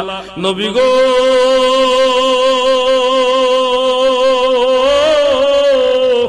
আমি আমার নফসের উপরে জুলুম করেছি, আপনার কাছে এসেছি ইয়া রাসূলুল্লাহ, আমার জন্য আল্লাহ তাআলার কাছে ক্ষমা চান, মানে আমার এই নফসের জুলুম যেন আল্লাহ maaf করে দেয়, এই জন্য আপনি আল্লাহর কাছে ক্ষমা প্রার্থনা করুন।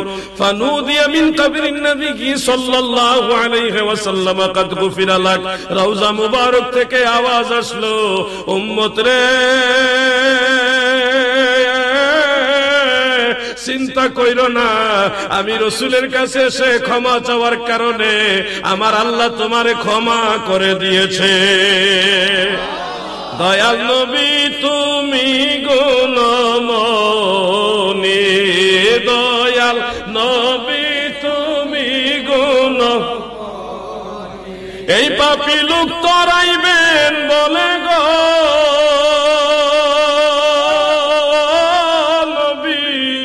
পাক কোরআনেতে শুনি গো নবী, দয়াল নবী তুমি গুণমনি, বলুন না, দয়াল নবী তুমি গুণমনি, রহমতের ভান্ডার নবী, তুমি নূরের খনি,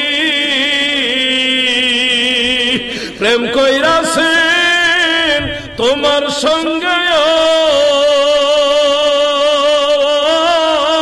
নবী, স্বয়ং আল্লাহ কাদের গনি গো নবী, দয়াল নবী তুমি গুণমনি, দয়াল নবী তুমি গুণমনি। রওজা মুবারকের কাছে যাইয়া ওই সাহাবী আমার নবীজিকে ডেকে ডেকে বললেন, ইয়া রাসূলুল্লাহ, আমার জন্য আল্লাহর কাছে ক্ষমা চান। আমার নবী সাথে সাথে বলে দিলেন, কাদ গুফিরা লাক, অবশ্যই তোমাকে ক্ষমা করা হয়েছে। সুবহানাল্লাহ। আজও পর্যন্ত যত গুনাহগার পাপী মদিনা মুনাওয়ারায় গিয়ে রওজা মুবারকের কাছে আমার নবীকে সালাম দিয়া, আমার নবীর উসিলা দিয়ে আল্লাহর কাছে ক্ষমা চায়, আল্লাহর হাবিব ওয়াদা করেছে, কোরআনের আয়াত দ্বারা প্রমাণ আছে, নবীর কাছে যাইয়া আল্লাহর কাছে মাফ চাইলে নবী যদি উম্মতের পক্ষে সুপারিশ করে, জিন্দেগীর সমস্ত গুনাহ খাতা মাফ। গুনাহ মাফ চাননি? আওয়াজে বোঝা গেছে সবাই চান না। গুনাহ মাফ চাননি? আসেন গুনাহ মাফের উসিলে আমরা দুই একবার দুরূদ শরীফ পড়ি। আল্লাহুম্মা সাল্লি সাইয়্যিদিনা মুহাম্মদ নবিয়্যিনা শাফিয়ানা মাওলানা মুহাম্মদ, আল্লাহুম্মা সাল্লি আলা সাইয়্যিদিনা মুহাম্মদ নবিয়্যিনা শাফিয়ানা মাওলানা মুহাম্মদ। আশিকানরা পড়ে দুরূদ নবীজির উপরে, ওয়াহাবীরা জ্বলে মরে দুরূদের আওয়াজে। আল্লাহুম্মা সাল্লি আলা মারহাবা নবিয়্যিনা মাওলানা মুহাম্মদ, আল্লাহুম্মা মারহাবা মারহাবা নবিয়্যিনা শাফিঈনা। আমার ভাইয়েরা, বন্ধুরা, মাজারে গেলে যারা মনে করেন শিরিক করতেছে, মাজার পূজা করতেছে, তাদের চিন্তা ধারণাটা চেঞ্জ করা উচিত। যারা মাজারে যায় তারা মাজার পূজা করতে যায় না গো, তারা মাজার জিয়ারত করতে যায়। মাজারে গেলে বিশেষ কিছু না কিছু তারা পায়, এই জন্যই সেখানে তারা যায়। কি পায় সেখানে গেলে? আত্মার তৃপ্তি পায়। আল্লাহর ওলির উসিলায় গুনাহ মাফ হয়, আল্লাহ রহমত দেয়, এই জন্যই তারা শান্তি পায়। কথা ঠিক কিনা ভাই? শোনো, এটা নতুন নয় ভাই। ইমাম বুখারী রাহমাতুল্লাহ আলাইহির জীবনী খুলো, ইমাম যাহাবী রাহমাতুল্লাহ আলাইহির সিয়ারু আলামিন নুবালা এবং তারিখুল ইসলামে ইমাম বুখারী মুহাম্মদ ইবনে ইসমাইল বুখারী রাহমাতুল্লাহ আলাইহির জিন্দেগি আলোচনা করতে গিয়ে তিনি উল্লেখ করেন, ইমাম বুখারী রাহমাতুল্লাহ আলাইহির ইন্তেকালের আগে সমরকন্দ শহরের কিছু দুনিয়াদার মৌলভী তারা ইমাম বুখারীর বিরুদ্ধে একটা মিথ্যা ফতোয়া দিলেন। ইমাম বুখারী রাহমাতুল্লাহ আলাইহি যেটা বলে নাই, এটা ওনারা জোর করে ওনার উপরে চাপাই দিয়ে একটা অপবাদ দিয়ে ওনার বিরুদ্ধে একটা ফতোয়া দিলেন। সমরকন্দ শহরের কাজী এটা বিচার করার জন্য প্রস্তুতি নিলেন এবং বিচারে সব দুনিয়াদার মোল্লারা একমত হইয়া ইমাম বুখারীর বিরুদ্ধে সাক্ষী দিলেন। রায় হয়ে গেল। রায় কি? যে রাতের মধ্যে ইমাম বুখারী এই সমরকন্দ শহর ছেড়ে চলে যেতে হবে, এটা ওনার শাস্তি। তো বৃদ্ধ বয়সে বয়স্ক মানুষ, তিনি সমরকন্দ শহর থেকে রাতের বেলায় চলে যাচ্ছেন মনে কষ্ট নিয়ে। যেতে যেতে 3 মাইল দূরে গেলেন, গিয়ে আর হাঁটতে পারে না, বুড়া মানুষ তো। একটা কুঁড়ে ঘর, পরিত্যক্ত একটা ছোট্ট ঘর, ওখানে তিনি বসলেন। এমনকি আল্লাহর কি মহিমা, ওই ঘরে বিশ্রামরত অবস্থায় মালাকুল মউত আজরাইল আলাইহিস সালাম এসে ওনার রূহ মুবারক কবজ করে নিয়ে গেছেন। উনি ইন্তেকাল হয়ে গেলেন। ইন্না লিল্লাহি ওয়া ইন্না ইলাইহি রাজিউন। এখন ওনার শরীর থেকে এমন একটা খুশবু, সুঘ্রাণ চতুর্দিকে ছড়ায় গেলেন।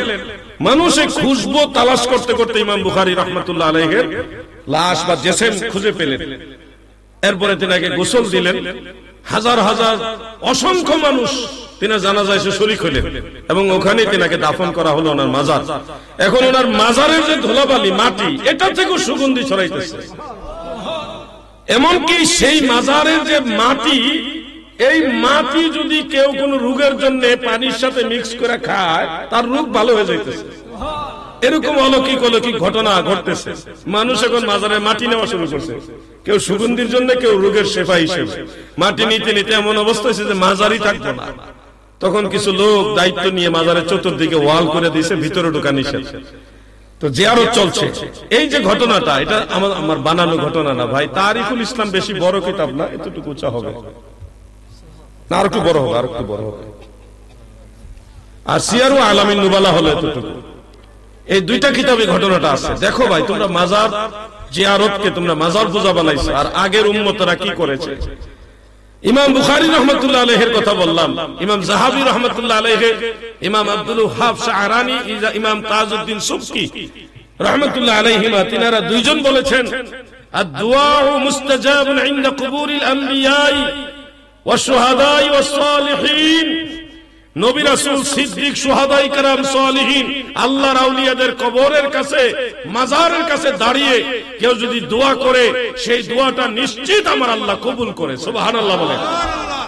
তোমরা বলতেছো মাজার পূজা করে, বোকা তুমি বুঝো না, তুমি জানো না এই মানুষগুলি মাজারে কেন যায়। ওইখানে দাঁড়ায় দোয়া করলে যার ছেলে হয় না, আল্লাহ ছেলে দেয়।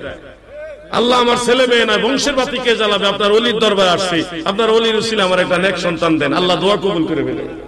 দেওয়ার মালিক কে? আল্লাহর ওলি হলো উসিলা। তুমি তো ফতোয়া নিয়ে বসে রয়েছো, আর অসংখ্য মানুষ আল্লাহর ওলির উসিলা নিয়ে আল্লাহর নিয়ামত পাইতেছে। তোমার ফতোয়া তোমার কাছে রয়ে গেল। তুমি দেখো সলফে সালেহিনের জিন্দেগি। ইমাম শাফিঈ রাহমাতুল্লাহ আলাইহি সম্পর্কে মিশকাত শরীফের জিয়ারতের ভাবে হাসিয়ার মধ্যে একটা দলিল উল্লেখ এবং লুমাতুত তানকিহ সেই কিতাবের মধ্যে উল্লেখ। শাইখ আব্দুল হক মুহাদ্দিসে দেহলভী রাহমাতুল্লাহ আলাইহি লেখেন, আরবের বাগদাদ নগরীতে দজলা নদীর কিনারে একজন আওলাদের রাসূল আছে গো, ওনার নাম হযরতে মুসা কাযিম রাহমাতুল্লাহ আলাইহি। কয়েক মাস আগে আমি নিজে ওনার জিয়ারত করে আসছি। হযরতে মুসা কাযিম রাহমাতুল্লাহ আলাইহি সম্পর্কে ইমাম শাফিঈ বলেন, দুনিয়ার মানুষেরা শোনো, দজলা নদীর কিনারে মুসা কাযিম রাহমাতুল্লাহ আলাইহির মাজারের পাশে দাঁড়ায়া আমি যত দোয়া করেছি আমার আল্লাহ সব দোয়া কবুল করেছে। তোমরা তো ইমাম শাফিঈকে মুশরিক বানাই দিবা, মাজার পূজারী বানাই দিবা, নাউযুবিল্লাহ। ইমাম শাফিঈ বলেন, কোন জটিল বিষয় যখন আমার সামনে আসছে যেটা সমাধান হয় না, আমি ফিলিস্তিন থেকে পায়ে হেঁটে কুফা নগরী বাগদাদ নগরীতে যাইতাম। দজলা নদীর অপর কিনারে হলো ইমাম আজম আবু হানিফা রাহমাতুল্লাহ আলাইহির মাজার। আমি ইমাম আবু হানিফার মাজারের পাশে দাঁড়াইয়া 2 রাকাত নামাজ পড়তাম। সাল্লাইতু রাকাতানে ওয়া সাআলতুল্লাহ ইনদা কবরিহি। 2 রাকাত নামাজ আদায় করে ইমাম আবু হানিফার মাজারের পাশে দাঁড়াইয়া দোয়া করার সাথে সাথে আমার আল্লাহ ওই জটিল ও কঠিন সমস্যা সমাধান করে দিতেন। সুবহানাল্লাহ। আমার ভাই বাবারা, মাজারে গেলেই যারা মাজার পূজারি বলো, মুশরিক বানায় দেওয়ার চেষ্টা করো, তোমরা তো ইমাম বুখারীকেও ছাড়বা না, ইমাম শাফিঈকেও ছাড়বা না, ইমাম আবু হানিফা, ইমাম আহমদ বিন হাম্বল তিনি বলেছেন, তারিখে বাগদাদের মধ্যে উল্লেখ, আল্লাহর ওলি হযরতে মারুফ কারকি রাহমাতুল্লাহ আলাইহি ওনার মাজারও বাগদাদ শহরে, আমি ওনার জিয়ারত করে আসছি। হযরতে আহমদ বিন হাম্বল রাহমাতুল্লাহ আলাইহি ইমাম বুখারীর উস্তাদ, তিনি বলেন এই শহরের মধ্যে হযরত মারুফ কারকি এমন একজন ব্যক্তি যার মাজারের কিনারে দাঁড়াইয়া যে যেই নিয়তে নেক নিয়তে দোয়া করে সেটাই কবুল হয়ে যায়। দেখো আল্লাহর আউলিয়া যারা মুহাদ্দিসিন, মুজতাহিদ, ফুকাহা, ফুজালা, ইমাম কেরামের মানহাজের দিকে তাকাও, তারা মাজার বিদ্বেষী ছিল না, তারা মাজারপন্থী ছিল, মাজারের কাছে গিয়ে আল্লাহর কাছে দোয়া করত। ঠিক এই কাজটা যখন আমরা করি তখন আপনারা আমাদেরকে বিদআতি বানিয়ে দেন, ভণ্ড বানিয়ে দেন, মাজার পূজারি বানিয়ে দেন। কেন গো ভাই, আপনারা কি ইসলামের ইতিহাসগুলি মুছে দিতে পারবেন? ইসলাম কি তারা সঠিকভাবে পালন করেনি, নাকি তাদেরটা ভুল প্রমাণ করে আপনারা সঠিক দাবি করতে চাচ্ছেন? আল্লাহ যেন এই বিভ্রান্তি থেকে জাতিকে মুক্ত করেন, বলেন আমিন। সবাই বলেন আমিন। আপনার কি কষ্ট হইতেছে বেশি? এই কথাগুলি দরকার আছে না? আমি এইভাবে যে গুছায় গুছায় বলতেছি, একটা ঘটনা বানায় বলি না, আমার এটা নীতি, আমি যেটা জানি না ওটা বলি না, কিন্তু যেটা জানি আলহামদুলিল্লাহ সেটাই বলার চেষ্টা করি। কখনো আমি বলি না যে দুনিয়ার সব আমার জানা আছে, আমি এটা কখনো বলি না। সুবহান, মানে আল্লাহ তাআলার অপার মহিমা, যে আল্লাহ যতটুকু দয়া করে আমাদের যে জ্ঞানটা দেয় সেটাই আমাদের কাছে আছে আলহামদুলিল্লাহ। আপনাদেরকে তথ্যগুলি দেওয়ার উদ্দেশ্য হলো আমাদের এই তরুণ প্রজন্মকে বিভ্রান্ত করা হচ্ছে যে মাজার পূজারি বলে। আল্লাহ যেন এই যুব সমাজকে, তরুণ সমাজকে আল্লাহর ওলিদের পথে কবুল করে, বলেন আমিন। শাহজালালের বাংলাদেশ এই শাহপরানের, সবাই শাহজালালের, জোরে জোরে, রহম করুন আল্লাহ, রহম করুন। এটা চালায়েন না, বরকুনটা কইতে বাজবো না, না বাজায় না, এটা বাজালে ফাইস কেটে যায়। ওটা আর একসাথে 2 স্পিকার থাকলে হয় না, এক দেশে 2 রাজা হইলে বিপদ। রাগ করছেন নি? রাগ না, মানে হঠাৎ করে একটা, আমি তো আতঙ্ক বেড়ে গেছি, আবার করতে আইলো, মানে মাহফিলের মুভমেন্টটা চেঞ্জ হয়ে গেছে। বলেন শাহজালালের বাংলাদেশ এই শাহপরানের, বলুন ওলি আল্লাহর বাংলাদেশ এই শহীদ গাজীর, তাদের পথে তাদের মতে কবুল করুন আল্লাহ, কবুল করুন। আরেকবার শাহজালালের, মারহাবা, ওলি আল্লাহর বাংলাদেশ এই শহীদ গাজীর, রহম করুন আল্লাহ, রহম করুন। আমার ভাইরা, আমি আরেকটা মাসআলা আলোচনা করি, আমার আলোচনা এই দিকে নিয়ে যাব। সেটা হলো আমরা সুন্নি মুসলমান আল্লাহর ওলিদের দরবারে যাই, তাদের জিয়ারত করি, তাদের উসিলা দিয়ে আল্লাহর কাছে দোয়া করি, মাজারের কাছে গিয়ে ইসালে সওয়াবের নিয়তে কোরআন তেলাওয়াত সহ বিভিন্ন নেক আমল করে থাকি। অনেক সময় বিশেষ বিশেষ কারণে আল্লাহর ওলিদের দরবারে মান্নত করি। এই মান্নত করা সম্পর্কে যদি আলেমদের জিজ্ঞাসা করেন, এক শ্রেণীর বিপদগামী আলেমরা মাজারে দরবারে মান্নত করাটাকে হারাম এবং শিরিক বানায়া দেয়। তাদের কথার এই হারাম শিরিকের ফতোয়ার পিছনে কোনো দলিল নাই, দলিল হলো কিতাবুল আন্দাজ। দেখবেন হারাম বলে, কে হারাম করলো? আল্লাহ হারাম করছেন, আল্লাহ রসুল হারাম করেছে, ওটা কোনো রেফারেন্স নাই। আমার ক্ষমতা নাই একটা বিষয়কে হারাম বানানো, কোন আলেম পারবে না একটা জিনিসকে হারাম বানাইতে। মা আহাল্লাল্লাহু ফাহুয়া হালালুন ওয়া মা হারামাহু ফাহুয়া হারামুন। আল্লাহ যেটা হালাল বানায় সেটাই হালাল, আল্লাহ যেটা হারাম বানায় সেটা হারাম। পাশাপাশি আমার নবীজি যেটা হালাল বলে সেটা হালাল, আল্লাহর নবী যেটা হারাম বলে সেটা হারাম। এছাড়া অন্য আমাদের কারো ক্ষমতা নাই একটা বিষয়কে হারাম বলা। বলতে হলে হয় আল্লাহর রেফারেন্স দিতে হবে দলিল দিয়ে, অথবা আল্লাহর নবীর রেফারেন্স দিতে হবে দলিল দিয়ে, যে এই দলিলের আলোকে এটা হারাম। পাইকারি ধরে একটা বিষয়কে হারাম বলার অধিকার কারো। এখন মাজারে মান্নত যদি কেউ আল্লাহর ওয়াস্তে না করে, এই ধরনের নিয়ত করে যে আল্লাহ তাআলা দেয় না, খাজা বাবা দিবে, পীর বাবা মাজারওয়ালা দিবে, আল্লাহ দেয় না, মাজারের যে ফকির ওলি শুয়ে আছে উনি দিবে, এই নিয়তে বললে শিরক হবে, আমরাও একমত। কিন্তু কেউ যদি আল্লাহর ওয়াস্তে মানে আল্লাহর নামে আল্লাহর ওলির দরবারে মান্নত করে, তখন এটা কখনো শিরক হবে না। মাসালা বুঝবেন, না বুঝে ফতোয়া দিয়ে মানুষকে আতঙ্কিত করবেন না। বলবেন যে এই ধরনের জায়েজ আপনি বলছেন, এটার দলিল কি? আমার দলিল তো আপনারা নোট করুন। সুনান আবি দাউদ, এটা সিহাসিত্তার অন্যতম কিতাব, বুখারী মুসলিমের পরেই হলো এই কিতাবের স্থান। সুনানু আবি দাউদ দেওবন্দ পড়ায়, হাটাজারি মাদ্রাসা তো এটা পড়ায়, মদিনা ভার্সিটি তো পড়ায়, মক্কার উম্মুল কুরাতে কিতাব পড়ায়, মিশরের আল আজহার বিশ্ববিদ্যালয়ে এই কিতাবটা পড়ায়। সুনানু আবি দাউদ, সেখানে বিশুদ্ধ সনদ উল্লেখ, একজন মহিলা আল্লাহর হাবিবের দরবারে এসে বললেন, ইয়া রাসূলুল্লাহ, নবী গো, আমার দুইটা মান্নত ছিল, আপনি অনুমতি দিলে সেই মান্নতগুলি পূর্ণ করতে চাই। আল্লাহর হাবিব বললেন, তোমার সেই মান্নতগুলি কি বর্ণন করো? ওই মহিলা সাহাবিয়া বলেন, ইয়া রাসূলুল্লাহ, মান্নত করেছিলাম আপনার সামনে কখনো যেতে পারলে দফ বাজাবো। আমার নবীজি বললেন, আউফি বিনাজরিকি, তুমি তোমার মান্নত পূর্ণ করো। তখন এই মহিলা আল্লাহর হাবিবের সামনে দফ বাজাইয়া ইসলামী সঙ্গীত গেয়েছে। দফ মানে ঢুল না, দফ এক সাইডে পর্দা আর এক সাইডে খোলা। এরপরে ওই মহিলা বললেন, ইয়া রাসূলুল্লাহ, নবী গো, আমার দ্বিতীয় মান্নতটা হলো অমুক জায়গায় যে আমি একটা হালাল পশু জবাই করে মানুষকে খাওয়াবো, এরকম মান্নত করেছি নির্দিষ্ট একটা জায়গায়, ওই জায়গায় আমি পশুটা জবাই করব। দয়াল নবীজি এখানে এসে প্রশ্ন করলেন, এটা কি কোনো মূর্তির জন্য? মহিলা বললেন, না গো ইয়া রাসূলুল্লাহ, এই জবাইটা কোন মূর্তির জন্য না, কোন দেব দেবীর জন্য কিনা? মহিলা বললেন, না গো ইয়া রাসূলুল্লাহ, কোন দেব দেবীর জন্য না, আল্লাহর জন্য, তবে ওইখানে আমি জবাই করব। যখন ওই মহিলা বললেন আল্লাহর জন্যই, তবে ওইখানে আমি জবাই করব, এটা আমার মান্নত। আল্লাহর হাবিব বললেন, আউফি বিনাজরিকি, তুমি তোমার মান্নত পূর্ণ করো।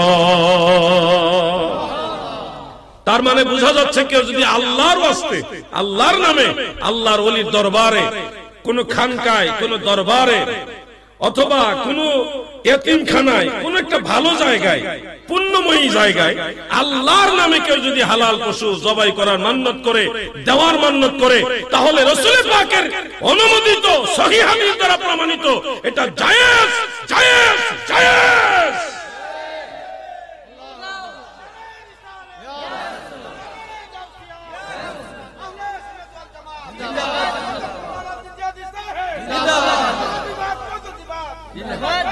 ফিরেও তরুণী পাপ যাক, এটা আবার জিন্দাবাদ বলে, দেখছেন এরাও জিন্দাবাদ বলে, ওয়াহাবিবাদ মওদুদিবাদ কইরাও জিন্দাবাদ। চিন্তা করছেন বাঙালি বুঝে না, কহগোজা কথাই জিন্দাবাদ। সব জায়গায় জিন্দাবাদ দেওয়া যাবে না, দেওয়া যাবে নাকি? আল্লাহর ওলির দরবারে যাবেন, বিশেষ প্রয়োজনে আপনার মনে ওরকম চাইলে আল্লাহর নামে আল্লাহর ওলির দরবারে মান্নত করবে। সেখানে অনেক গরিব মিসকিন মানুষ থাকে, মেহমান মুসাফির থাকে, আলেম উলামা থাকে, তালিবুল ইলম থাকে, জ্ঞান অন্বেষণকারীরা থাকে, আল্লাহর ওলিরাও থাকে। তা আপনার দেওয়া একটা জিনিস, 1 কেজি চাউলই মন্দ কি, বা 10 কেজি চাউল আপনি আল্লাহর ওলির দরবারে দিলেন, এটা দিয়ে খাবার রান্না, ভাত রান্না করা হইলো। এই 10 কেজি চাউলের সামান্য 1 মুষ্টি চাউলে যদি আল্লাহর কোন মায়ার বান্দার পেটে যায়, তাইলে তো তোমার কপাল লেগে গেছে, বোকা, বুঝো না? চেষ্টা করতে হবে, গরিব মানুষের খাওয়ার ব্যবস্থা করতে হবে, মেহমান মুসাফিরদের খাওয়াইতে হবে, আলেম ওলামা তুলাবা তাদেরকে খাওয়াইতে হবে। আল্লাহর ওলিরাও এর মাঝে আছে না নাই ভাই? এই জন্য আমাদের চেষ্টা করতে হবে। এই ওয়াহাবি মোল্লারা মাজারে যদি আপনি খাওন দেন, সিন্নি দেন, কবে শিরিক, শিরিক, এই মাজারে খাওয়ান দেওয়া যাবে না, বিরিয়ানি খিচুড়ি দেওয়া যাবে না, শিরক বিদআত ভণ্ডামি মাজার পূজা করতেছে। কিন্তু এই ওয়াহাবি মোল্লা যে সারা বছর পরের বাড়ি খাইতেছে, এইটার বিরুদ্ধে কোনো মাসালা নাই। অথচ যেই দলিলে সারা বছর ব্যাপী মুসল্লির বাড়ি খাওয়া জায়েজ, ওই দলিলে মাজারেও খাওয়ান দেওয়া জায়েজ। এইটা জায়েজ হলে সেইটাও জায়েজ, এইটা না জায়েজ হলে সেইটাও না জায়েজ। নিজের বেলা জায়েজ বানাই নিচ্ছে, চলছে আর কি। আপনি যদি গরু জবাই করেন কিংবা ছাগল জবাই করে বাপ মার নামে একটা খাবার জিয়াফত আয়োজন করে মানুষের খাওয়ান, এক শ্রেণীর মানুষের বলবে এটা শিরক বিদআত ভণ্ডামি, জায়েজ নাই, করে না কিছু নাই। কিন্তু এই গরুটা বা ছাগলটা অথবা বিরিয়ানি কয়েকটা ডেক রান্না করে যদি তার এতিমখানা মাদ্রাসায় পাঠাই দেন, অসুবিধা নেই, অসুবিধা দেন দেন দেন। আমরা বলছি অবশ্যই মাদ্রাসায় দিতে হবে, এতিমখানা দিতে হবে, কিন্তু এতিমখানায় বাপমার নামে খাওয়ান দেওয়া যে দলিলে জায়েজ, ওই দলিলে মানুষের গরিব মিসকিন এলাকার মানুষের খাওয়াইলেও জায়েজ। কিন্তু এই মৌলবীরা হলো নিজেরা দিলে জায়েজ বানায় আর মানুষের খাওয়াইলে বেদাত বানায়। কথা ঠিক না ঠিক? শেষ করে লিখতেছে দেশটারে ফতোয়া কারে কয়। আমি কিছু কথাবার্তা আরো দুই একজন সুন্নি আলেম আমরা একটু উচিত কথা কই, উচিত কথা কই দিকে আর আবার আমরা দেখতারে না, না দেখতারলে কি হইছে, সত্য কথা বলতে হবে না ভাই, জোরে কোন হবে কিনা? কাউকে না কাউকে সত্যটা বলতে হবে। আল্লাহর রহমতে যে কটা মাসআলা বলছি, সিরাজগঞ্জের মাহফিলে গিয়ে বলছি ইব্রাহিম নবীর বাবার নাম আজর না, এরপরে দলিল দিয়ে আলোচনা করছি, সমস্ত আলেমদের মধ্যে একটা তুলপাল লেগে গেছে। কয় কি রে, সারা জীবন শুনলাম ইব্রাহিম নবীর বাপের নাম আজর, ইব্রাহিম নবীর বাপেও কাফের, উনি জাহান্নামে যাইব। আলাউদ্দিন জিহাদি ইব্রাহিম নবীর বাপের নাম আজর না, উনার বাপে বলে জান্নাতে যাইব। উল্টা হয়ে গেল না জিনিসটা। এমন ভাবে আমি কোরআনের আয়াত দলিল দিয়ে বুঝাইছি, আজর উনি হলেন ইব্রাহিম নবীর চাচা। ইয ক্বালা ইব্রাহিমু লিআবিহি আযার, এই কথাটা কোরআনে আছে। এই আবিহি শব্দটা আরব দেশে চাচারেও আবুন কয়, দাদারেও আবুন কয়। মানে আবুন শব্দের অর্থ বাবা, চাচা, জেঠা, কাকা, দাদা, দাদার বাপ, একবার সিরিয়ালে সব বাপের এক লগে আবুন কয়। আর যিনি জন্মদাতা পিতা তাকে আবুনও বলে, কিন্তু অরিজিনালি ওনাকে বলা হয় ওয়ালিদ। কি বলা হয়? ওয়ালিদ। ওয়ালিদ ওয়ালিদ মুহতারাম বলে না আলেমরা, যে আমার ওয়ালিদ মুহতারাম, আমার সম্মানিত বাবা, জন্মদাতা পিতা। তাহলে ওয়ালিদ আর আবুনের মধ্যে বেশ কম হলো এটাই, যে আবুন বাবাও হইতে পারে, চাচাও হইতে পারে, কাকা হইতে পারে, জেঠা হইতে পারে, দাদাও হইতে পারে, কিন্তু ওয়ালিদ দাদা হবে না, ওয়ালিদ চাচাও হবে না, ওয়ালিদ একজন। জন্মদাতা কয়জন? একজন। আমি যখন বিষয়টা কোরআন শরীফের আয়াত দিয়ে বুঝাইলাম যে কোরআনেও আবুন শব্দ দ্বারা বাবা, চাচা, জেঠা, দাদা সবাইরে বুঝাইছে। যেমন একটা আয়াত আছে, হযরত ইয়াকুব আলাইহিস সালাম ইন্তেকাল শরীফের পূর্বে সমস্ত নবীরা সশরীরে জিন্দা, আমি বুঝানোর জন্য বলছি, নবীদের ইন্তেকাল হলো সামান্য সময়ের জন্য। ইয়াকুব নবী ইন্তেকালের পূর্বে ওনার সন্তানদেরকে বললেন, তোমরা কার ইবাদত করবে? আমি পর্দা নেওয়ার পরে, হে আমার সন্তানেরা, তোমরা কার ইবাদত করবে? তখন সবাই উত্তর দিলেন, ক্বালু না'বুদু ইলাহাকা ওয়া ইলাহা আবাইকা ইব্রাহিমা ওয়া ইসমাঈলা ওয়া ইসহাকা। এইভাবে উল্লেখ আছে যে আমরা সবাই ইবাদত করব আপনার ইলাহি, ওয়া ইলাহা আবাইকা, আপনার বাবাদের ইলাহি। বাবা কারা? ইব্রাহিম, ইসমাঈল, ইসহাক, তিনজনের নাম আছে এখানে। তিনজনকে কোরআনে আবুন শব্দ দ্বারা আখ্যায়িত করলেন। ওয়া ইলাহা আবাইকা ইব্রাহিমা ওয়া ইসমাঈল ওয়া ইসহাকা। তাহলে ইব্রাহিম নবী হলো ইয়াকুব নবীর দাদা। ইয়াকুব নবীর কি? দাদা। আর ইসহাক নবী হলো ইয়াকুব নবীর বাবা, জন্মদাতা পিতা। আর ইসমাঈল নবী হলো ইয়াকুব নবীর জেঠা, বাবার বড় ভাই, বড় চাচা। তাহলে বাবা, বাবার বড় ভাই, বড় চাচা এবং দাদা, তিনজনকে আল্লাহ তাআলা আবুন শব্দ দ্বারা এখানে অ্যাডজাস্ট করেছেন, একসাথে সম্বলিত করেছেন। ওয়া ইলাহা আবাইকা।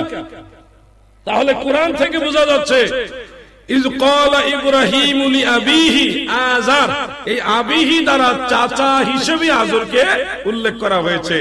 ইব্রাহিম নবীর আসলে বাবার নাম আজর না, ওনার বাবার নাম হলো তারাহ বা তারেহ। কেউ কেউ বর্ণনা বলেছেন নাখুর, দুইটা নাম, তিনটা নাম পাওয়া যায়। কেউ কেউ তারাহ বলে, কেউ কেউ তারেহ বলে। আবার কোন কোন কিতাবে দেখলাম এই হাটা আবার ওই ইয়ার কি তারেখ এইভাবে লেখা আছে। তো অরিজিনালটা হলো তারাহ, তারাহ। আর নাখুরও একটা বর্ণনা মতে রয়েছে। কেউ যদি তারেহ বলে কোনো সমস্যা নাই।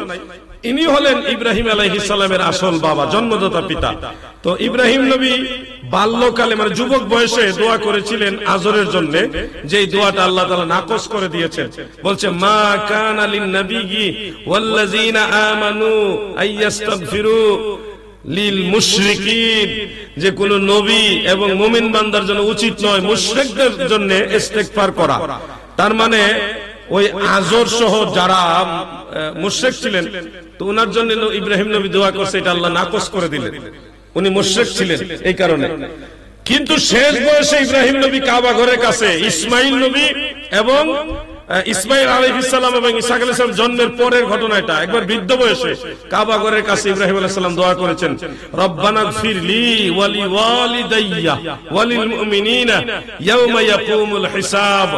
এখানে দেখেন শব্দ চয়নটা খেয়াল করেন, এখানে বাপ মা যে আলাদা, এটা আলাদা করছে কেমনে? রব্বানা গফিরলি ওয়া লিওয়ালিদাইয়া, ওয়ালিদাইয়া, ওয়ালিদ মানে পিতা, জন্মদাতা পিতা, ওয়ালিদাইয়া মানে জন্মদাতা পিতা মাতা যারা আছে ওনাদের জন্য খাস করে দোয়া করলেন।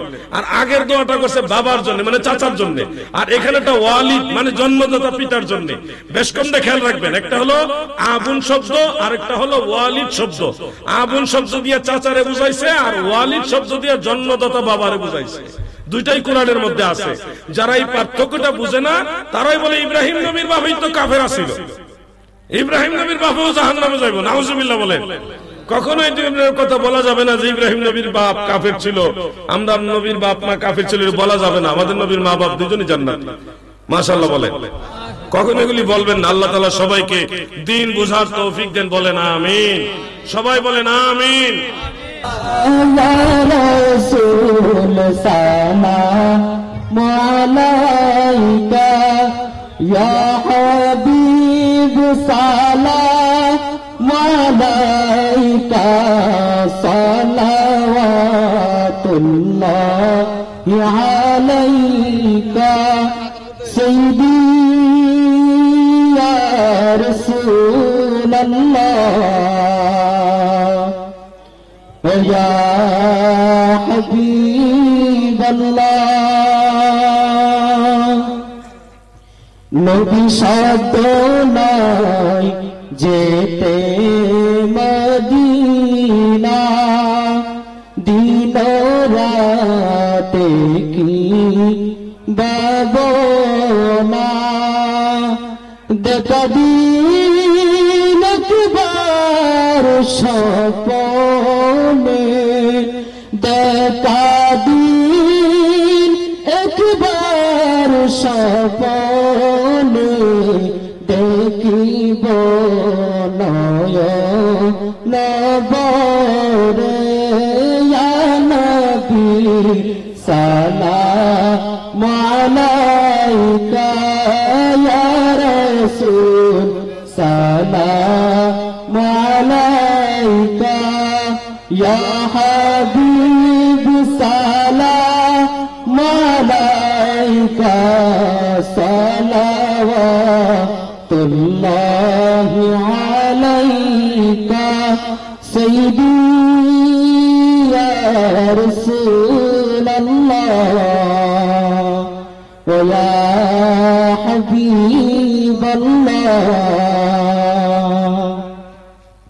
কান্দে রে মরুর দুলালে, তায়েফের রাস্তার কিনারে, মরলো কোন পাশান কাফের, মায়া নাই তাতে অন্তরে, ইয়া নবী সালাম আলাইকা, ইয়া রাসূল সালাম আলাইকা, ইয়া হাবিব সালাম আলাইকা, صلوات الله عليك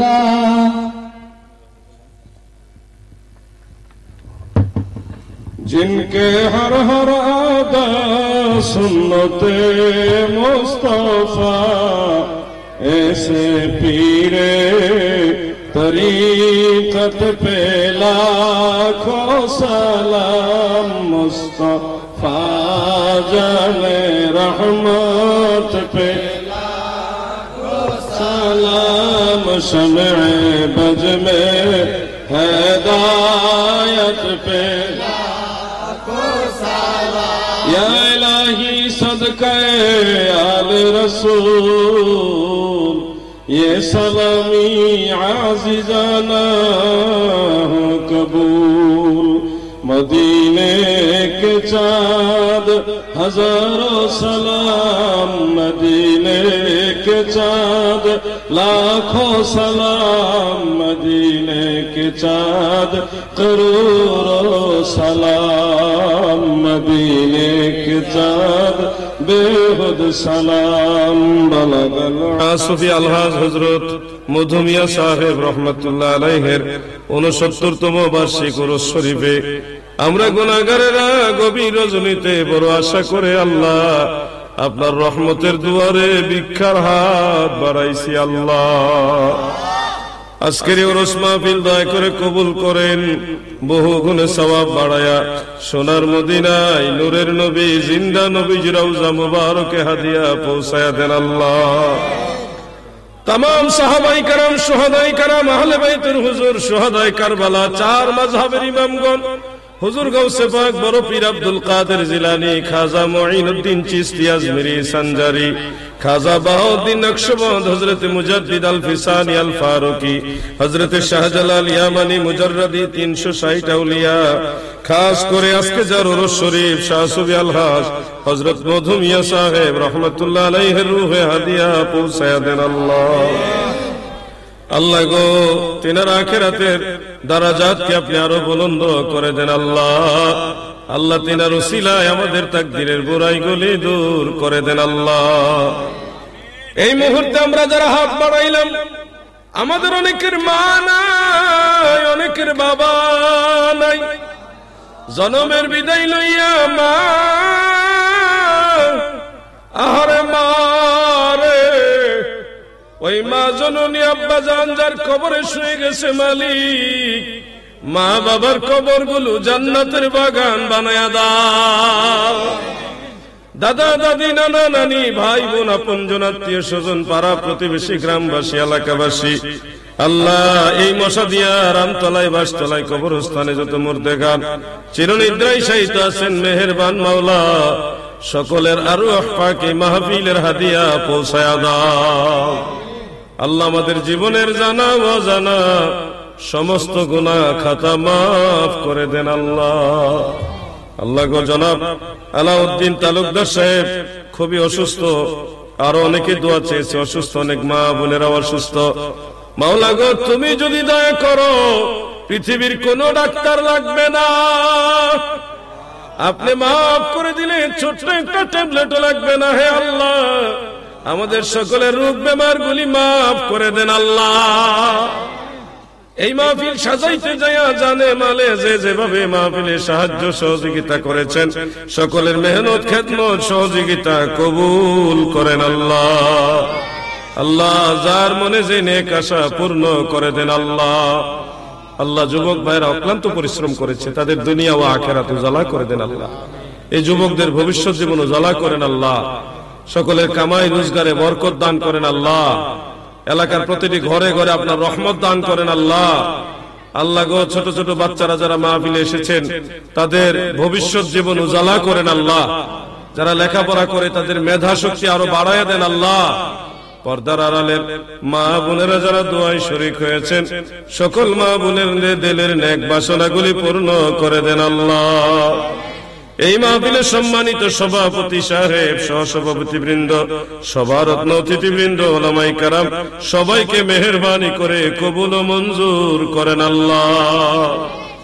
সুবহান রাব্বিকা রাব্বিল ইজ্জাতি আম্মা ইয়াসিফুন وسلام على المرسلين والحمد لله رب العالمين بحق لا إله إلا الله محمد رسول الله